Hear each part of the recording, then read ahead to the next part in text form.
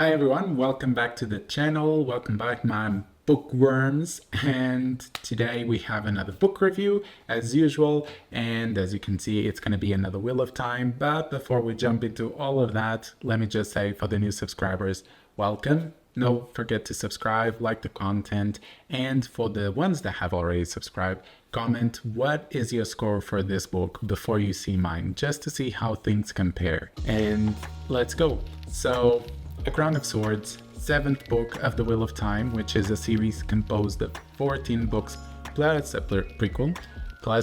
This is hard to say. All of them written by Robert Jordan, and the last 3, 4 were written by Brandon Sanderson as well. For the ones that haven't seen my reviews for the previous 6 books, I don't know what you're doing in this video, go check them. There's some cards for the first couple of them. Watch all of them and just then come back and you'll have a better sense of what I've been talking about this series, what are the strong points, the weak points, even though I don't think there are many weak points because this is my favorite fantasy series, but still there are some parts that can be criticized, and we can always have an analytical mind and see, okay, this wasn't as well done as previously, or things of that genre. This book was published in 1996. It's part of an epic fantasy series, like I said, and it's considered one of the big classics of fantasy, always hitting the charts of top fantasy series or top series overall in the world, things like that. On Goodreads, this book has over 168,000 ratings, so as you can see, it's a very famous series. So that's so much that the fans have reached the 7th book and there are still at least 168,000 of them.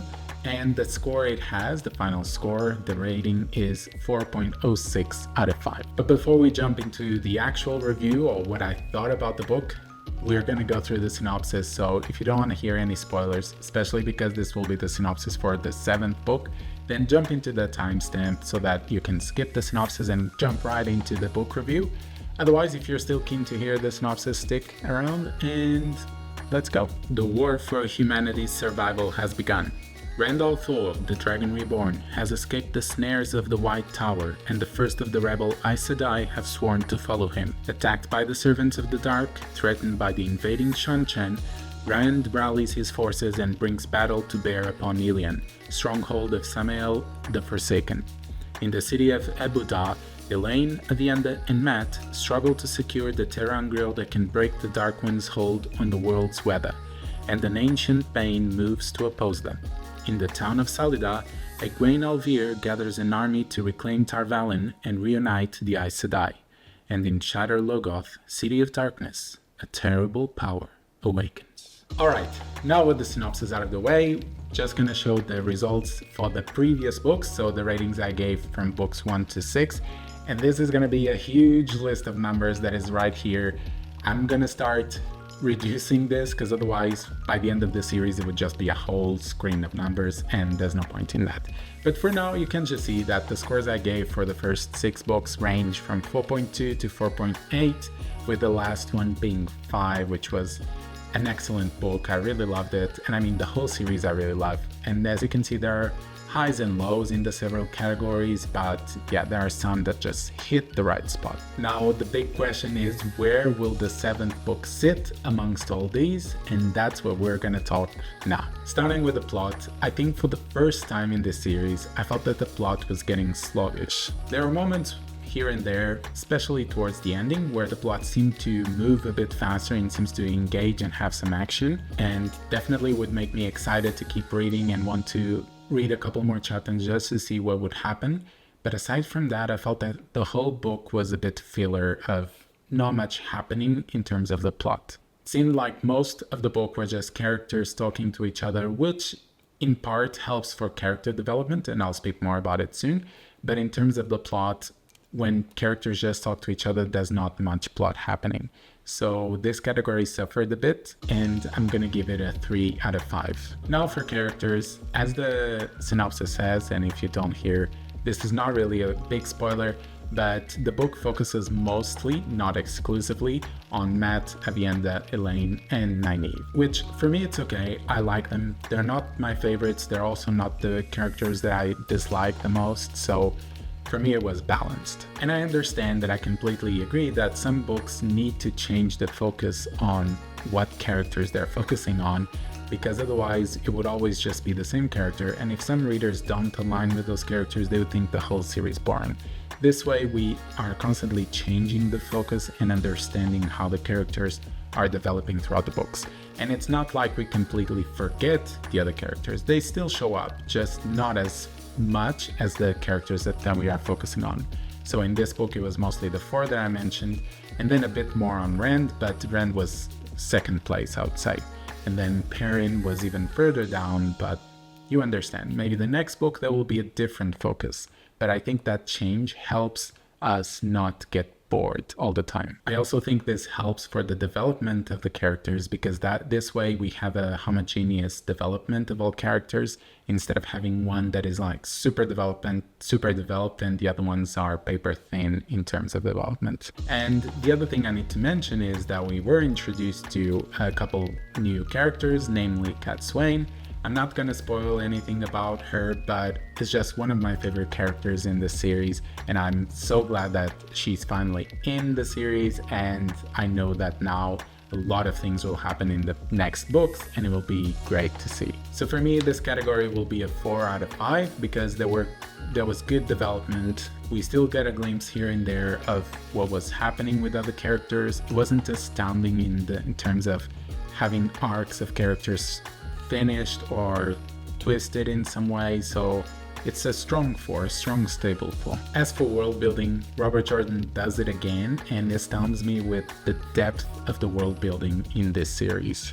He was able to keep developing new things, adding more complexity to the world without making it confusing for the reader. We have ter'angreal, we have the Kin, which is a big institution in this world that we are only introduced now, but it makes all the sense it existing, and it makes sense us not knowing until this point. It just makes the world a bit more realistic than what it was already, because it already feels super realistic, but now it's just that extra knot. And of course, with more cultures mixed into it, because the characters are visiting new cities, we see how they interact with this new culture and how they try to assimilate and try to understand them, and vice versa. And all these interactions not only help us understand the world, but it also helps us understand the characters, how they think and how they would react to these new experiences. And I think these type of interactions always help us connect more with the characters and really interact with them, laugh when they're laughing or laugh when they're doing stupid things, and then feel those strong sad emotions when something doesn't go along the plan. So of course for this character I'm gonna give it a 5 out of 5. Now going on with writing style, this category is closely tied up with plot and with characters, because since we're focusing more on the characters and not so much on the plot suffers from it, and what happened was majorly a pacing issue, in my opinion. I think the pacing of this book was very slow, except when there were points towards the end where it suddenly would spike in terms of speed and action, and then it would crash to the end. Like I mentioned as well, there were chapters where it was just people talking to each other, not really advancing the plot. Sometimes there wasn't even much character development. It was just to convey a tiny bit of information, and it was a big chapter sometimes just for that tiny bit. So there were all these issues that lowered my score for writing style a bit, but for me, I still enjoyed the prose in itself. I like the descriptive prose, which I understand is not everyone's bread, and because of that, I can understand that the pacing together with the writing style, if people don't like either, then it just makes this for a terrible book for them. But what I can say is, some people consider this book as the initial of the slog, which you can just push through it and get to the end, because the end gets so much better. But I still think that this is just an okay book, not really the slog, but opinions, right? What matters is that for me, this category was a 3 out of 5. And finally, we have the enjoyment category, which if I was only considering the plot, then my enjoyment would have been very low. But thankfully, I love these characters and I love rereading this series. So having those character moments where I was laughing with them, I was rolling my eyes, I was almost feeling anxiety for them, that really pushes for my enjoyment to go up and to keep reading this book and the series in itself. And I also think that the fact that I was reading this book by only reading a couple of chapters every week. It allowed me to give some breath and read other things and not think that it was as slow as it was, even though I still thought it was slow. But I think if I had read this in one sitting, because it was just dragging and dragging for a long time, I think I would have disliked the book even more. But for me, the enjoyment of this book was a 4 out of 5.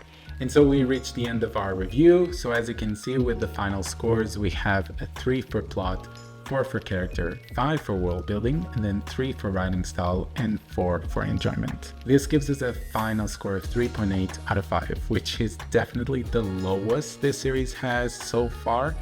But I completely understand why. It's just the slow pacing, the non-movement of the plot. There were just a few moments that were really good, but they weren't enough to push it higher. But let's hope that the next books only keep going higher from there, and that this was just the lowest point. Maybe it was also because the 6th book ended so greatly and it's such a climax that everything now is just a bit duller. But take it with a grain of salt. Maybe you won't feel it like that. Maybe the 6th book wasn't as astounding as it was for me, and so the 7th book won't be as bad. So let me know. And I mean, 3.8 is still a good score, still a positive score, almost 4. So I think overall it's not a bad book. It's just not as good as the others. That's all I can say. But let me know what you think.